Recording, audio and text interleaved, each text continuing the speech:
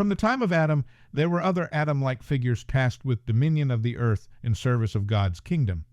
At the end of Genesis chapter 1, God states plainly his purpose for mankind. Then God said, "Let us make mankind in our image, in our likeness, so that they may rule over the fish in the sea and the birds in the sky, over the livestock and all the wild animals, and over all the creatures that move along the ground." He then tells Adam, "Be fruitful and increase in number. Fill the earth and subdue it. Rule over the fish in the sea and the birds in the sky and over every living creature that moves on the ground."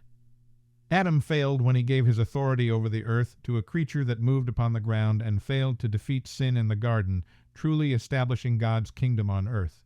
We fail in that mission every day, but that is a conversation for another day. He makes similar promises to future Adams-like figures, be it Noah, Abraham, Isaac, Jacob, Saul, David, or Solomon.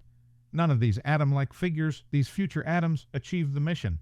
Time and time again, the Israelites came up short when measuring up to God's expectations, and time again, they found themselves under another's rule due to missing the mark. The funny thing about Palm Sunday is that Jesus failed the expectations of man. They expected their Messiah to change the world by the world's definitions of power instead of God's. Every Adam-like figure established an earthly dominance for Israel or God's people for a time. They cheered Jesus' entry on donkey because he fit the description, and attached to that description was our limited understanding and expectations. Those same crowds that cheered turned him over to be executed for failing to live up to their expectations. What was Jesus' response? It wasn't to argue. It wasn't to condemn them.